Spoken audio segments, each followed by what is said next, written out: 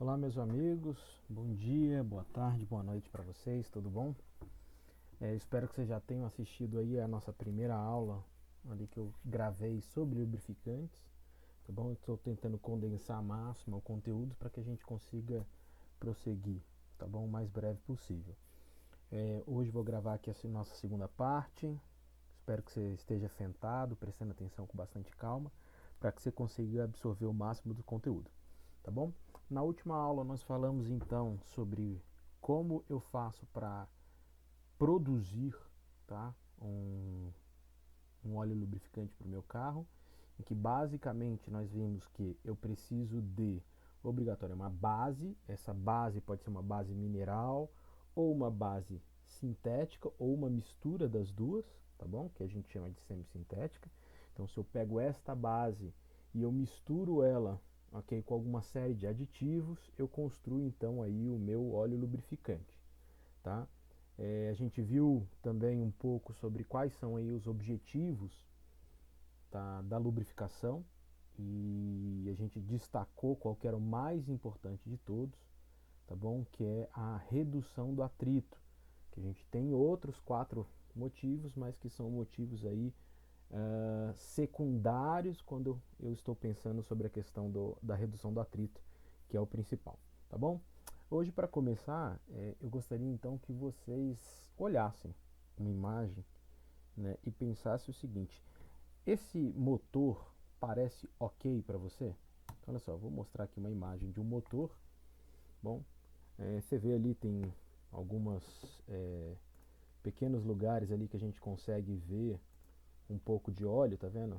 Que parado, mas em geral você olha para esse motor e você vê, poxa, parece um motor limpo, né? À primeira vista, até para alguém que não seja da área de manutenção automotiva, pode olhar para esse motor e falar, olha, eu não vejo problema nenhum. Mas vamos dar uma olhada nesse outro motor daqui. E aí?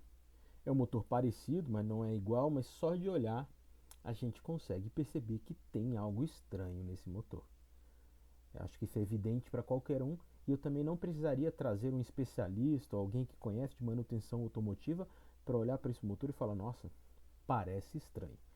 Esse motor aqui foi um motor que uma vez eu peguei uma imagem dele na internet de uma reportagem que falava sobre uma pessoa que andou quase 200 mil quilômetros num veículo, tá, sem nunca ter trocado o óleo do motor, tá? Então, o óleo do motor já tinha se transformado em borra pura, tá? Eu até fico impressionado, segundo a reportagem, quase 200 mil, né, do motor ter aguentado tanto.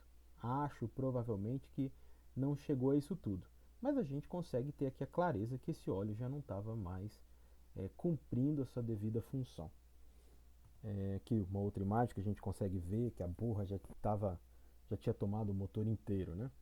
Então, quando a gente não faz a lubrificação correta do nosso carro, né? No caso, quando a gente tem aí uma lubrificação adequada, a gente tem aí alguns efeitos, tá, no nosso veículo. Tá, a gente vai ter uma viscosidade, nosso óleo vai apresentar uma viscosidade incorreta, né? Porque nós estamos aí com uma especificação fora do que é recomendado pelo fabricante. Nós podemos ter uma lubrificação inadequada porque não estamos cumprindo com o intervalo de troca. Então, o intervalo de troca, a montadora diz, olha, troca a cada 6 meses. Mas aí a gente, não, poxa, vou demorar um pouco mais, esquece de trocar. Isso é relativamente comum, pessoas deixarem para depois e acabarem esquecendo da troca do óleo do carro. Pode acontecer também uma lubrificação inadequada por a utilização de um produto de baixa qualidade. Então, não utilizar o óleo de acordo com a especificação de repente, ou então usar um óleo que não tinha ali uma garantia, né, de que ele estava vedado, alguma coisa assim, né?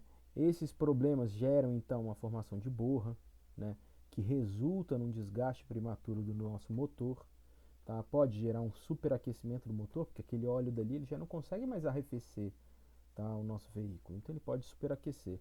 E quando a gente tem aí um problema de lubrificação inadequada, o consumo do combustível também é afetado, porque afinal, se a lubrificação não está adequada, o atrito está maior que o necessário.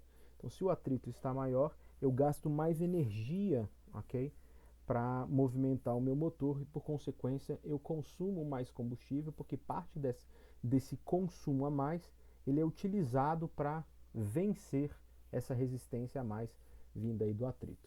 Então é muito importante a gente ficar sempre atento às especificações do fabricante quanto a qual é o tipo de óleo que eu tenho que utilizar no meu motor. E para isso a gente tem que focar aqui naquilo que é o mais importante aqui das classificações. A gente vai trabalhar aqui com as principais classificações nessa aula. Então, quando a gente pega uma garrafa de óleo, como tá, eu peguei aqui uma garrafa de óleo genérica, tá bom? Quando a gente olha, a gente dá um zoom nele aqui embaixo, a gente vai ver uma série de informações, tá bom?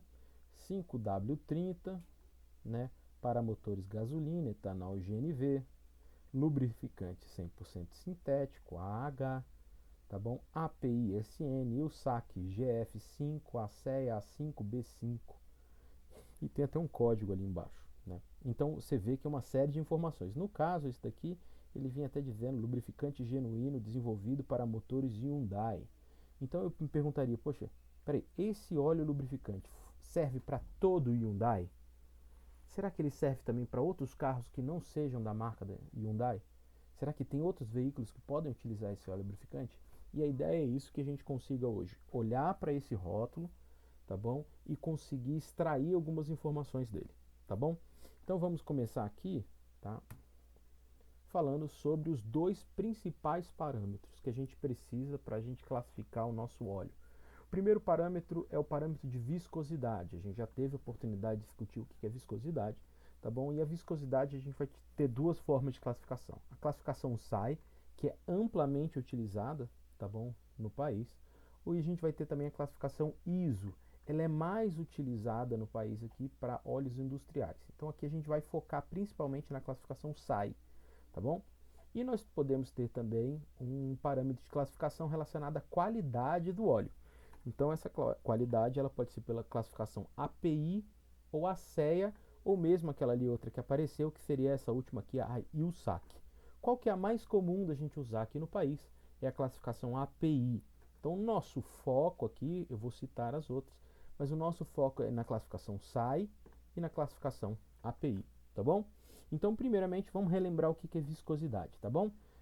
Em um resumo breve, eu poderia dizer viscosidade é a resistência ao escoamento de um fluido, tá bom?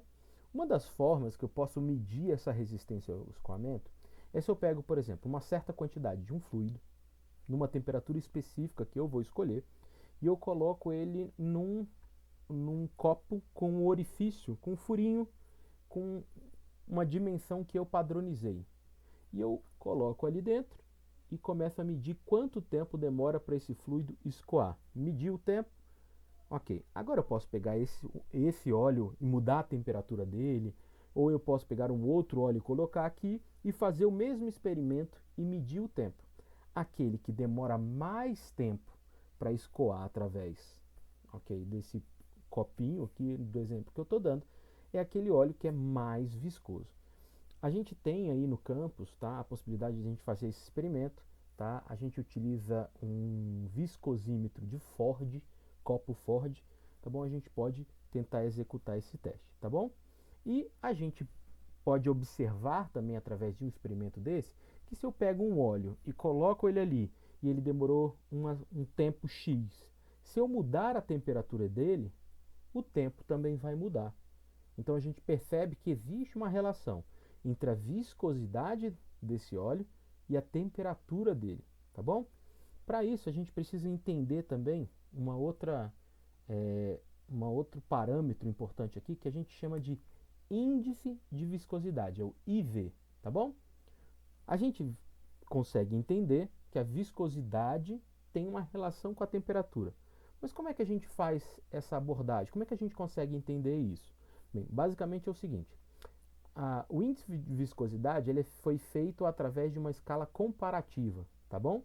Em que a gente atribui o índice de viscosidade 100 ao óleo cru lá da Pensilvânia, tá bom? E o índice de viscosidade 0 ao óleo cru lá da costa do Golfo do México.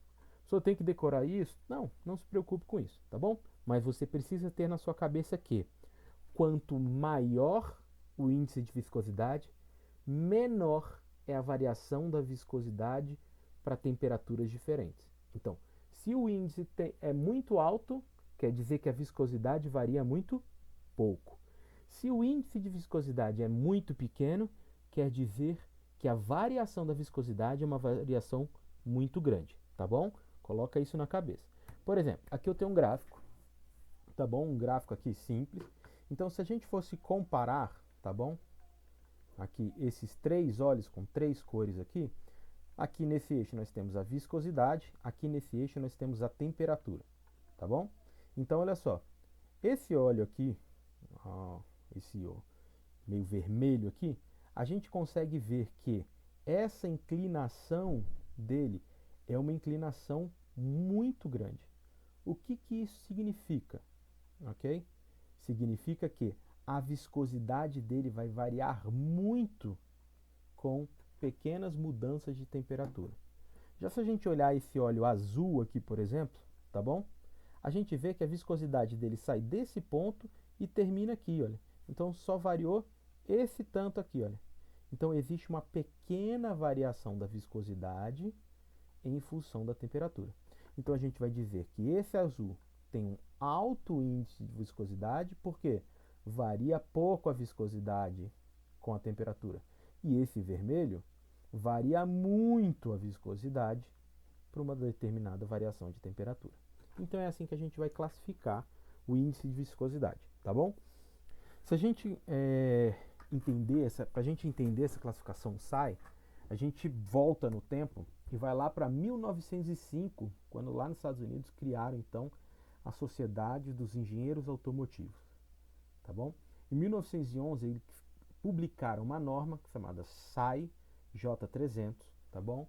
Em que eles classificavam, ok, para um determinado tipo de óleo, quanto tempo ele demorava para escoar. Então, a princípio, quando foi criado, ok, a SAI, ela levava em consideração só o tempo, ok? Depois a gente fez uma correlação e trocou a unidade de tempo para a unidade que a gente chama de cent-Stoke, que hoje é uma unidade de viscosidade. Não precisa se preocupar com esses nomes, tá bom? O que você precisa saber é que, antigamente, quando foi criado, ela media em tempo, mas hoje ela tem uma unidade própria de viscosidade, tá bom? Eles fizeram vários testes com diferentes graus e eles perceberam, ok, que fazia sentido a gente criar um grau para medir em baixas temperaturas, porque antes eles mediam a altas temperaturas aqui, ó, de 100 graus Celsius. Então eles, olha, vamos medir em baixas temperaturas, em condições de inverno. Inverno em inglês é winter, ok? Então eles, vamos medir então em baixas temperaturas. E eles começaram a identificar que existia óleos com características diferentes em baixa temperatura e em alta temperatura.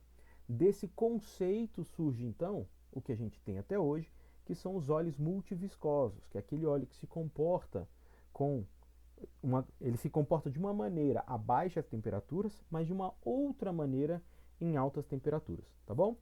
Esses testes, tá bom? Eles são feitos, tá? Considerando uma temperatura específica, tá? Uma temperatura máxima. É feito um teste na parte do arranque do carro. Feito um teste também na questão na capacidade de bombear o óleo, tá bom?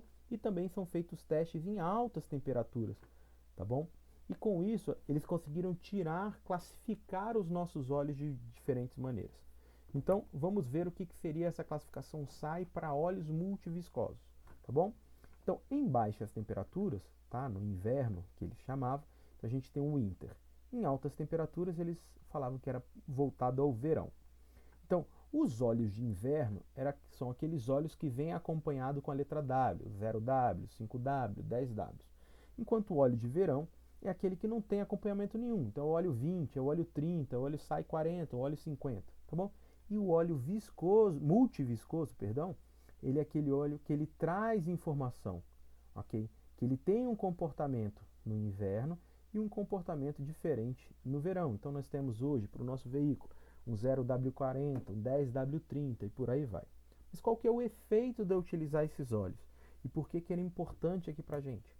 Então olha só, eu trouxe aqui uma imagem como um exemplo para a gente verificar qual a importância do óleo multiviscoso. Então, olha só, a curva de cima, tá, é uma curva que mostrava o comportamento do óleo SAI 40W, tá bom? Quando eu variava a temperatura dele de 40 graus Celsius até 100. Então a gente conseguia ver aqui a viscosidade dele mudando, ok? Na curva em preto aqui embaixo, agora eu tenho o comportamento do SAI 20W, que é um óleo diferente desse outro daqui, é um óleo menos viscoso, tá bom? E quando eu aumentava a temperatura dele, eu via essa diferença aqui na viscosidade dele. Quando a gente criou então os óleos multiviscosos, a gente viu que a gente conseguiria ter um óleo, tá, que ele teria a 40 graus as características do 20W. E quando eu ia variando a temperatura, quando eu chegava ali, no caso desse exemplo aqui, a 100 graus, ele já tinha as características do óleo 40. Então, eles chegaram à conclusão, olha, então esse não é um óleo que se comporta como 20, ele não é um óleo que se comporta como 40, ele se comporta um pouco como os dois. Então, nós vamos chamar ele de SAI 20W, que é a temperatura dele a frio, e ele se comporta como o 40 quando está na temperatura a quente, aqui no caso a 100 graus. Desse conceito, então, surgiu então aí os óleos multiviscosos. As montadoras hoje dos veículos, elas sempre vão recomendar para que você utilize um óleo multiviscoso. Claro que cada carro tem aí o seu óleo específico, mas de uma maneira geral, as montadoras mantêm mais ou menos os mesmos óleos para os mesmos carros. Então, se a gente olha aqui, por exemplo, a Citroën trabalha muito com o SAI 10W40 ou com o 15W40. Se a gente pega a Honda, ela gosta muito do 10W30. Ela muda pouca coisa disso quando muda, né? Então, cada montadora tem o seu carro específico. Desculpa, cada montadora tem o seu óleo específico que ela costuma usar. Claro que você pode ter, por exemplo, você pegar aqui, por exemplo, a Ford. Ela tem diferentes tipos aqui, eu sei. Mas de maneira geral, nos veículos dela, ela costuma utilizar o mesmo tipo de óleo, tá bom? Se a gente pega ainda outros carros, né, outros modelos, a gente vê que essas variações, elas começaram a acontecer em função do tempo, porque a gente foi melhorando a qualidade do nosso óleo e a gente foi percebendo que a gente precisava ter o nosso óleo para uma gama maior de temperaturas. Então, antigamente, por exemplo, lá em 96, a gente trabalhava basicamente com óleos 15W40. E a gente focava nisso, ok? Porque a gente não tinha necessidade de óleos para temperaturas muito baixas. Mas com o tempo e que a gente conseguiu ir melhorando a qualidade do nosso óleo, melhorando o índice de viscosidade dele, a gente percebeu que é importante a gente ter um óleo que trabalhe melhor a frio. Então a gente foi migrando. Então você pega, por exemplo, a Ford, ela que trabalhava com 15W40, foi trabalhar com 5W20, por exemplo, com 5W30. Tá? A GM já está trabalhando com 0W20, tá bom? Então essas foram algumas mudanças que aconteceram durante o tempo. Num resumo bem grande, é importante que você fique atento a isso daqui. Quando a gente olha para o nosso óleo multiviscoso, se eu olhar só para a primeira parte dele, tá bom? Para aquele número que está acompanhado do W, ok? Na medida em que do 25, ó, que eu estou andando nesse sentido, ou seja, estou saindo do 25 e indo para o 0, o meu óleo vai ficando cada vez menos viscoso. Se ele fica menos viscoso, quer dizer que ele escoa mais fácil. E se ele escoa mais fácil, também é mais fácil eu bombear ele com uma bomba de óleo de uma maneira muito mais fácil.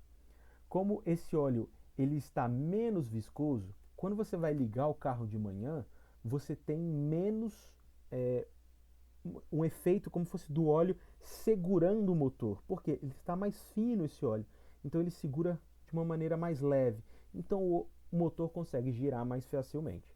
Esse esse óleo, perdão, por ele ser mais fino, ele promove aí nessas condições de winter, ou seja, a frio, uma economia de combustível e ele auxilia melhor, tá bom, o resfriamento do carro, até pelo fato dele ser menos viscoso e mais fácil de ser bombeado. Então ele consegue bombear mais rápido pelo sistema e com isso ele consegue resfriar mais o nosso veículo. Agora vamos olhar do outro lado, para altas temperaturas. Quando a gente está olhando em altas temperaturas agora, na medida em que eu vou, ok, crescendo o meu número, eu vou encontrando um óleo mais viscoso, tá bom? Então do 20 para o 60, um óleo mais viscoso. Mas qual é a vantagem aqui? Isso quer dizer que quando a temperatura está ficando muito alta, esse óleo não está afinando muito, ele se mantém ainda viscoso. E qual é a vantagem disso? Eu ganho uma maior proteção contra o desgaste. Se esse óleo ficar muito fino, as peças metálicas elas vão ter choque uma contra a outra e por consequência o desgaste é maior. Se eu tenho agora um óleo mais grosso, eu crio uma camada aqui que protege melhor contra esse choque e por consequência eu consigo proteger contra o desgaste. E se esse óleo está mais grosso, dificilmente eu tenho algum problema de vazamento, ou então eu tenho um problema dele descer, por exemplo, lá para, subir para a câmara de combustão e gerar uma combustão ali em cima junto do combustível junto com o óleo. Então o consumo do óleo, ou seja, o nível do óleo, muda muito pouco na medida que esse óleo vai ficando mais viscoso, tá bom? Então vamos resumir novamente. A classificação SAI, ok? Ela vai me falar qual é o óleo que eu devo usar para o meu veículo, classificando a viscosidade dele em duas condições, a frio e a quente, tá bom? Essa classificação você sempre vai seguir o que o manual do manual técnico ou manual do proprietário está dizendo qual é o tipo de óleo que você vai utilizar. Professor, mas olha, eu não encontrei o 5W30 lá na oficina que eu estava, mas ele tinha o 10W30. Posso colocar? De novo, vai lá no manual, porque a maioria dos manuais traz essa informação, que em caso de emergência, por exemplo, estou fazendo uma viagem, descobriu que vazou óleo, e aí só tinha um lugar para você comprar o óleo e não tinha outro, aí o manual vem falando, olha, em caso de não ter o original, aquele que a gente pede, pode botar esse outro daqui. Mas assim que você chegar num lugar que tenha acesso ao óleo especificado, você esgota todo aquele que você colocou temporariamente e coloca o óleo certo. Então a classificação SAI, ela não depende muito do que o técnico de manutenção automotiva quer ou do que o condutor quer. Ela depende do que o fabricante mandou você colocar. Então nesse é um caso que você não tem muita escolha sobre qual é o óleo, qual é a viscosidade do óleo que eu vou escolher. Eu abro o manual, leio o que está lá e cumpro aquilo que está lá, ok? A outra classificação que a gente tem, ela já permite uma certa flexibilidade. Qual que é a outra classificação? Então a gente viu a classificação por viscosidade, agora eu falo sobre a classificação API, tá? Que é uma classificação de qualidade. A classificação API vem de, só um segundo, vem de American Petroleum Institute, Instituto Americano de Petróleo, API. A API, tá, a sigla, é composta por duas letras. A primeira letra sempre vai falar qual é o tipo de motor e a segunda letra vai trazer a qualidade do óleo. Então, a primeira letra, se você vê com a letra S, se refere a motores a gasolina, álcool GNV, o que a gente também conhece como ciclo Otto, tá bom? Se você vê a primeira letra na classificação API começando com a letra C, se refere a motores diesel, tá bom? Uma resolução, tá, na número 22 de 2014, ela diz que a qualidade mínima, tá bom, no país da classificação API atual seria uma API SL. Então nada abaixo do L pode ser mais comercializado. Aí eu tenho um gráfico aqui, o gráfico está um pouco desatualizado, mas eu apresento o mais atualizado em seguida. Então aqui a gente tem, tá, a classificação API, um gráfico, e de quando em quando que ele foi produzido uma nova qualidade. Então a gente tinha o SA lá em 1930, SB depois de 1930, 1959, 1968 e por aí. Ou seja, para cada ano de fabricação daquele meu motor, a gente chegava à conclusão que eu precisava de uma qualidade igual ou superior. Então vamos supor, eu tenho um carro que foi feito lá em 1994, 1995, vamos botar aqui. 95 está aqui, olha, mais ou menos. Tá bom? Então, olha, se o meu motor foi produzido aqui, eu preciso de um FH pelo menos, ok? Ah, eu posso colocar no meu carro uma classificação FG, se esse meu motor era de 95? Não. Por quê? Porque ele já foi feito para um SH. Na regra geral, ok? Nós sempre podemos subir um degrau de qualidade. Nós não podemos descer um degrau. Então, como regra geral, a gente pode dizer que é isso. Eu posso subir um degrau, mas jamais descer um degrau. Professor, mas tem alguma coisa que eu preciso prestar atenção se eu for tentar subir um degrau? É importante a gente ler um pouco sobre essas classificações, porque algumas vezes essa classificação ela pode também estar levando em consideração alguns aditivos ou alguns componentes que tem nesse novo óleo, em relação, por exemplo, a um FG para um SH, que pode ter algum composto no SH que não tinha no FG. E esse composto pode reagir com alguém de um motor que fosse da época de 1989, que deveria usar um FG. Então, assim, sempre que eu subo, ok? Eu, a princípio, como regra geral, eu não tenho problema. Mas, de fato, eu tenho que ficar atento, porque pode existir algum componente no meu óleo que ele não seja bom para aquele meu motor, que é um motor mais antigo, tá bom? Aqui, esse aqui, como eu disse, era uma imagem que está um pouco desatualizada. Na época, a gente só tinha até que o SD que estava proibido, tá bom? Mas ali eu mostrei que a gente já está aqui na frente, a gente já proibiu. Quando a gente olha para motores agora, para classificação em motor diesel, primeira sigla é C. A gente tem o mesmo comportamento. Então, de tempo em tempo, o ano de fabricação do motor foi mudando e eu fui produzindo novos tipos de óleo. E a gente chegava à conclusão que um motor, por exemplo, feito em 1990, teria que usar um CF4. Ele não poderia usar um CE, ele tinha que usar um CF4. Professor, posso botar um CG4 nesse meu motor lá de 1990? Mantenho a mesma resposta. A princípio, pode. Por quê? Porque um CG4 tem qualidade superior a um CF4, mas eu preciso ver se as especificações do CG4, tá bom? Se por acaso existe algum componente que pode fazer mal ao meu motor lá de 1990, tá bom? Mas em regra geral, sim, eu posso. Se eu pegasse, olhasse agora num gráfico, é um gráfico um pouco mais difícil de observar, mas é um gráfico que dá uma ideia muito bom sobre como é que foi essa dinâmica, tá? Desse crescimento de qualidade dos meus óleos lubrificantes. O que eu consigo ver? Lá no começo, né, esse SE, a gente tinha um óleo que não tinha proteção nenhuma contra o espessamento por oxidação, que não tinha proteção nenhuma para o controle de espessamento em baixa temperatura, que não combatia a ferrugem, um óleo que provocava, que não conseguia proteger contra a corrosão, um óleo que não conseguia proteger contra o desgaste de válvula. Esse vermelho aqui eram os primeiros óleos que a gente tinha. Agora, se a gente compara com o óleo SM, que já nem é dos mais modernos, a gente já tem mais modernos que ele, a gente vê que é um óleo que tem muito mais controle do espessamento por oxidação, muito mais controle do espessamento em baixa temperatura, protege mais contra a ferrugem, protege mais contra a corrosão, protege o desgaste de válvula, não faz depósito nos pistões, coisa que a gente não tinha antes.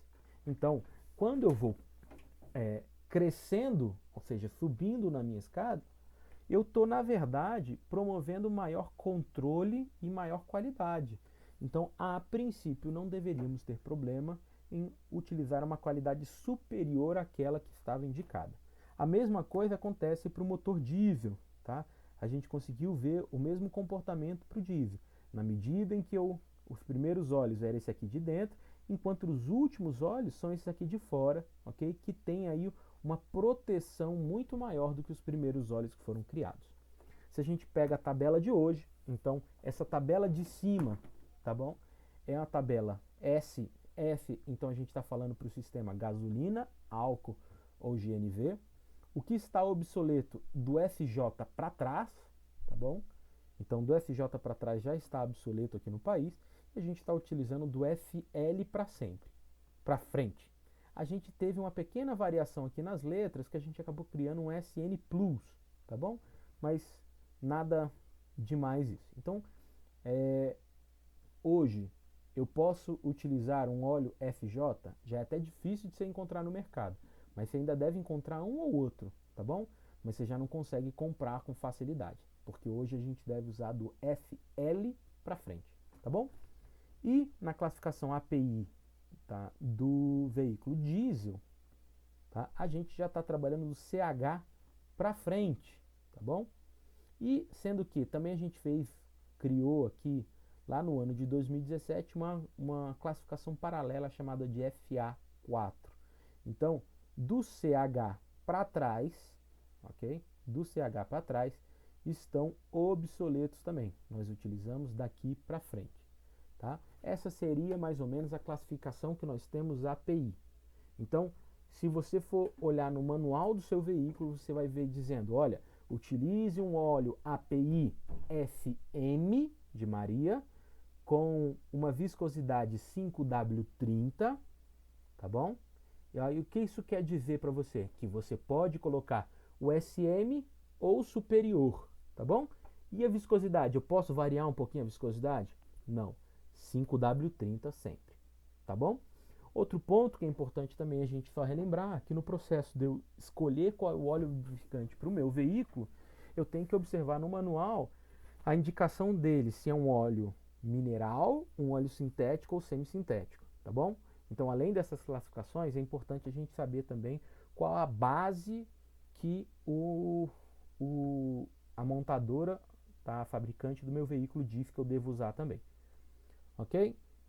As outras classificações são classificações semelhantes. Então a gente falou da SAI para viscosidade, API para qualidade, mas a gente tem outras para qualidade. Por exemplo, nós temos a ASEA. Qual a diferença da ASEA para a API? A ASEA, na verdade, ela é da Associação de Construtores Europeus de Veículos, tá bom? Então, assim, ela é um foco geográfico. Então, a Europa não vai utilizar a API, porque a API é americana. Então a Europa trabalha com a ASEA. Qual que é a grande diferença entre as duas? Na classificação que a gente tem aqui, se a gente olha, tá, a sigla, então assim vai ter uma sigla, tá, seguida por um número. O número diz a qualidade, tá bom? Então, se eu olho motores A e B, é motor diesel e gasolina, tá bom? C é óleos com filtro de partículas, tá bom? E é lubrificante para motores de veículos pesados diesel, tá bom?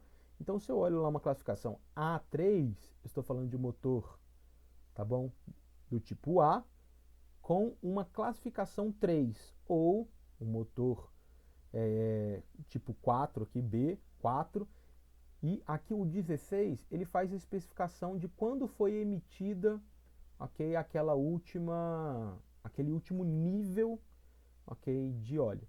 Então, essa seria a principal diferença entre os dois. Existem alguns sites que conseguem trazer uma tabela que vai conseguir dizer o que seria equivalente entre o ASEA e o ISO. Então existem algumas tabelas de conversão. Não é muito legal essas tabelas, porque eu volto a dizer, se o seu é muito melhor você olhar no manual do seu veículo, dizendo se ele falar ASEA, você procura um óleo que tem aquela característica ASEA, tá bom? E nós temos uma outra classificação que chama USAC. A USAC ela foi criada pelos Estados Unidos, tá? American Automobile Manufacturers Association, tá? Então uma associação americana, e também por uma associação japonesa. A grande diferença da USAC em relação às outras é porque além dela definir a questão de qualidade, ela também define parâmetros de economia de combustível, tá? Então essa é a grande diferença dela. Tá? E ela não trabalha com motorização diesel. Então, quando você vê a USAC, que a gente consegue ver, por exemplo, a USAC mais novas, a gente tinha GF5 e o SAC GF5, que seria quase um equivalente a API-SN, tá? Isso aqui parou lá em 2021. Então, a gente atualmente trabalha com a USAC GF6A, tá bom? E até mais modernas do que essa. Da mesma forma, esse tipo de classificação, quando a gente olha a classificação deles, as primeiras classificações não tinham proteção para nada, enquanto as últimas classificações mostram uma proteção muito maior, mostrando de novo, é possível, sempre na classificação USAC, eu pular para mais nova, para mais recente, mas nunca regredir, porque senão se eu regredir quer dizer que eu estou dando menos proteção ao meu motor, tá bom? Então, vamos tentar voltar aqui, fazer novamente aí um breve resumo aqui, tá? Eu vou voltar aqui no meu slide que eu queria mostrar, cadê aqui esse meu óleo? Então, eu olho para esse óleo daqui, eu dou um zoom ali embaixo, tá? No rótulo dele, na rotulagem dele, então eu vejo lá, minha viscosidade, essa daqui, viscosidade a frio 5W, viscosidade a quente 30. Esse é um óleo multiviscoso e essa classificação é a nossa classificação SAI. Aqui eu já tenho informação sobre a base dele, é uma base sintética, ok? E eu tenho aqui no caso a classificação dele API, USAC e ASEA. API SN, que seria um equivalente a um USAC GF5, que é o equivalente a um ASEA A5B5, tá bom? Então assim é a minha classificação. Volto a dizer, professor, mas e qual deles que eu devo utilizar para o meu veículo? O que a montadora falou. Eu não troco a viscosidade, tá bom? Então se está dizendo 5W30, tá bom? Eu mantenho o 5W30, eu não faço troca por nenhum outro, tá? Lembrando, professor, mas olha só, um 0W30, desculpa tá aparecendo esse rabisco ali, tá? Então, um 0W30, a princípio, eu poderia falar que ele é melhor do que um 5W30, porque esse zero daqui diz que ele é menos viscoso em baixa temperatura. Então, eu poderia pensar que ele é melhor. Eu diria que, ainda que você possa pensar isso, essa troca de um 5W30 para um 0W30, ela não pode acontecer. Então, proibido fazer essa mudança. Eu mantenho sempre o meu 5W30, tá bom? Agora, eu fui comprar um 5W30 SN, opa, desculpa aí, a letra falhou, um SN, professor, mas não tinha, mas tinha um SM. Posso comprar? Pode, pode. Por quê? M está na escala maior, ele é maior do que o SN, então assim, ele atende tudo que o N fazia e até um pouco mais, tá bom? Então eu posso sim executar essa troca, ok? Vamos voltar lá na frente então e vamos falar agora sobre outro tipo de óleo importante, que aí já não é mais um óleo para o motor, a gente já vai falar sobre o óleo para engrenagens. O óleo para engrenagens, tá? A classificação dele API, ela vai dizer especificamente qual é o tipo de engrenagem que eu deveria utilizar aquele óleo. Então, por exemplo, se eu for comprar um óleo de engrenagem, e quando a gente vai comprar esse óleo de engrenagem, normalmente ele não é multiviscoso, tá bom? Ele só tem uma viscosidade. A gente vai ver ali também a sua classificação de qualidade. Então pode ser um GL1, GL2, GL3, 4, ok? E como é que eu sei qual desses eu tenho que usar? É em função do tipo de engrenagem que a gente tem. Esse tipo de engrenagem vocês devem ter visto, ou vão ver ainda, perdão, na disciplina de projeto de máquinas, tá bom? Ou na disciplina de elementos de máquinas, perdão, que é uma disciplina que vai mostrar o que é uma engrenagem cilíndrica reta ou cônica, o que é uma engrenagem de parafuso sem fim, e por aí vai. Então, a minha classificação de engrenagens API vai depender principalmente do tipo de engrenagem que eu preciso, tá bom? E também um pouco das condições de utilização dessa engrenagem. Se eu estiver utilizando ela em baixa velocidade ou alta velocidade, alta carga, se tem impacto ou não. Com isso eu escolho qual é o tipo de classificação API. Mas de novo, por exemplo, a gente vai utilizar esse óleo aqui específico, por exemplo, para trocar numa caixa de câmbio. E aí você vai lá no manual do veículo e vem dizendo qual é o óleo específico para sua caixa de câmbio. Esse é o que você tem que colocar, tá bom? Por último, a gente precisa falar sobre um lubrificante que é bem importante no nosso veículo, que são as graxas. O que é uma graxa?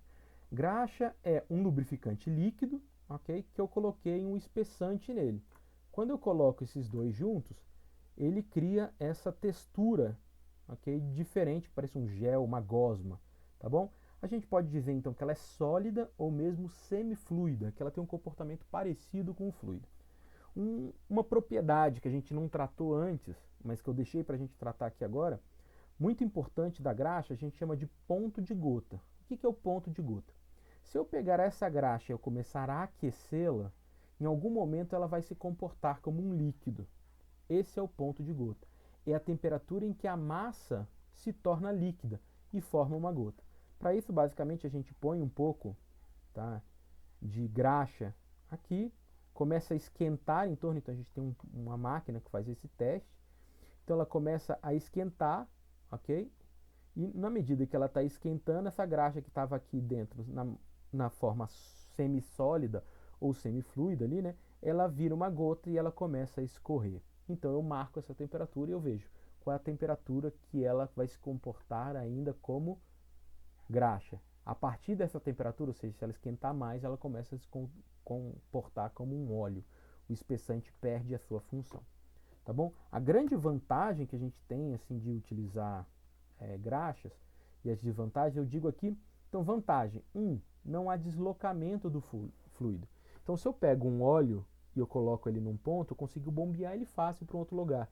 Mas também como ele é líquido, se o carro muda de inclinação, o óleo acompanha a inclinação do carro. Já a graxa não. Então a graxa é muito bom para lugares onde você não pode perder ali em nenhum momento o lubrificante, ou seja, ele não pode se deslocar. Então a gente vai colocar uma série de partes, por exemplo, ligada à parte de suspensão, ok? Vários rolamentos do carro também a gente vai colocar. Uma grande vantagem que a gente tem dela é que ela não vaza. É difícil a gente falar em vazamento de graxa, porque como ela vai se comportar como um semifluido, ela não vai ficar escoando, ela tende a ficar no mesmo lugar. O grande problema que a gente tem ela é que é difícil de bombear, e por conta disso é difícil a gente colocar ela em alguns lugares de difícil acesso, tá bom? Mas ela é muito boa para vedar, porque ela faz uma camada protetora muito grande. Mas em compensação, por ser difícil de bombeamento e ela não escoar, ela ficar sempre parada no mesmo lugar, ela não dissipa calor. Ela rouba calor do meio, mas fica nela, ok? Então ela é muito ruim para dissipar calor. E caso você precise fazer a remoção da graxa por algum motivo, ela é difícil remoção, mas de maneira geral, por não ter deslocamento, não vazar e vedar bem, ela é muito boa em algumas partes do seu veículo e ela tem a vantagem de consumir muito pouco lubrificante. Então, se a gente pegar, por exemplo, o elevador automotivo que a gente tem aí na mecânica, a gente pode lubrificar o elevador de duas maneiras. Eu posso simplesmente pegar o parafuso sem fim, que é um parafuso bem grande que eles têm na lateral, e colocar graxa, e ali uma aplicação de graxa é bem rápida, ou então eu tenho que colocar, se eu não me engano, era 8 ou 10 litros de óleo no lugar desse pouca graxa que eu coloco. Então, se eu fosse colocar óleo, o consumo de óleo é muito alto, tá bom? Por último, para a gente poder encerrar, é importante a gente falar um pouco sobre o impacto ambiental do óleo ou das graxas, dos lubrificantes, tá bom? A Associação Brasileira de Normas Técnicas, a ABNT, lá na NBR 10.004, ela fala sobre resíduos sólidos e ela classifica os resíduos sólidos que a gente tem no país. E ela coloca o óleo lubrificante como perigoso porque ele é tóxico, tá bom? Então a gente não pode descartar ele em qualquer lugar. A gente tem que ter um descarte adequado. Para vocês terem ideia, se eu pegar 1 litro de óleo, tá bom? E jogasse ele, por exemplo, no oceano, tá bom? Ele contamina 1 milhão de litros d'água. Então, 1 litro de óleo contamina 1 milhão de litros d'água. Como? Porque ele vai fazer uma camadinha ali em cima, tá bom? Uma camada na superfície, que faz com que a luz não passe, nem o ar. Então impede, para quem está ali abaixo, né, no caso para os peixes, para as algas, ele impede respiração e fotossíntese. Então com isso você conseguiu agora matar, com 1 litro de óleo, você conseguiu matar o equivalente a 1 milhão de litros d'água. Tá? Então o óleo também, quando a gente coleta ele, depois dele ter usado, ele tem metais, ele tem alguns compostos tóxicos que vieram lá do processo de combustão. E por esse motivo a gente tem que tomar muito cuidado no processo, tá bom, de descarte do nosso óleo. Hoje a maioria dos lugares armazena o óleo em tambores e depois a gente tem empresas especializadas que elas fazem a coleta desse óleo, tá bom? Já tivemos aqui em outras turmas a discussão se um óleo poderia ser utilizado, já que ele vem de um composto fóssil, poderíamos utilizar ele em compostagem? Não, Não podemos, tá bom? Ele não presta para compostagem. A gente pode utilizar ele para incinerar, a gente pode queimar esse óleo? Poder a gente até pode, tá bom? Mas qual é o problema? O processo de incineração gera muito, ok, gases poluentes e gases de efeito estufa. Então não é o caminho ideal. Mas durante um tempo a gente já fez isso em algumas necessidades, alguns lugares ainda fazem, tá bom? Mas tem que tomar cuidado porque, como eu disse, ele tem alguns metais pesados. Então a gente tem que fazer isso com, vamos dizer assim, com bastante cuidado para não poluir mais ainda. O mais comum que a gente tem, tá, é a utilização, tá, do aterro sanitário, onde a gente pega o óleo, tá, e descarta lá em tambores especiais, tá? Ou a gente fazer o refino. O que é isso? A gente pega um óleo, tá bom? E isso é até determinado por uma portaria da Agência Nacional de Petróleo. A gente pega um óleo e faz novamente nele um processo de refino industrial. E aí esse óleo, que era um óleo velho, vai virar um óleo novo. Ele vira um óleo base. Para quê? Para base para poder fazer novamente um novo óleo, vai colocar novos aditivos e com isso construir, produzir um novo óleo, tá bom? Então assim, essa determinação vem da ANP, ela já determina aí que pelo menos 30% dos óleos que a gente compra no mercado tem que vir desse refino, tá bom? E o impacto ambiental, como a gente viu, é um impacto ambiental muito grande. A gente também já teve a oportunidade de discutir lá na disciplina de segurança do trabalho sobre o armazenamento de óleos e combustíveis, tá bom? Então é muito importante a gente estar atento a todos esses processos para não criar um impacto ambiental maior do que simplesmente a utilização do veículo, tá? Finalizo então com algumas perguntas só para a gente colocar isso na nossa cabeça, tá bom? Como é que faz a manutenção, ou seja, a troca do nosso lubrificante? Toda a troca deve ser feita de acordo com o manual técnico. Ele diz qual é a quilometragem percorrida ou a data da troca. Então ele vai falar, olha, troca a cada 10 mil quilômetros ou 6 meses, ou 10 mil ou a cada um ano. Então, o que o fabricante falar é aquilo que a gente faz. O cuidado que a gente precisa ter é que quando a gente vê aqui, olha, quilometragem percorrida, tá?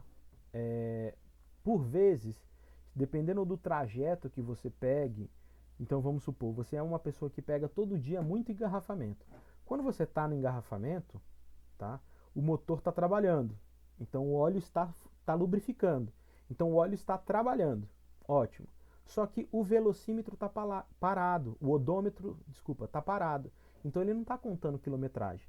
Então, se a quilometragem do seu veículo diz assim, ó, a cada 10 mil, se você costuma parar muito, tá, em trânsito e fica muito tempo parado no trânsito, o ideal seria que você trocasse com um pouquinho menos, porque afinal teve aquele momento em que você ficou parado no trânsito, tá, e o seu veículo continuou ligado e o motor continuou executando ali a lubrificação, tá bom? É importante a gente ver também que apenas em raros casos o fabricante do veículo vai falar, olha, complete com um pouquinho de óleo. Então, por exemplo, se a gente pega um veículo qualquer, por exemplo, pegar o meu carro, dificilmente eu vou ler lá no manual do usuário, vai estar dizendo assim, olha, se o nível do óleo baixou, você completa. Por quê? O ato do nível baixar, tá? Assim de repente, quer dizer que houve um vazamento, então teve um comprometimento. Da mesma forma que o óleo saiu, pode ter entrado pelo mesmo local, pode ter entrado algum contaminante. Então, por conta disso, é mais comum o fabricante falar, olha, em caso de um baixo nível de óleo, você não completa. Você vai trocar todo o óleo do seu veículo e reparar aquele lugar, por exemplo, que pode ter acontecido um vazamento. Em alguns casos, principalmente com carros mais velhos, o nível do óleo baixa muito, tá bom? Por conta de um desgaste do motor.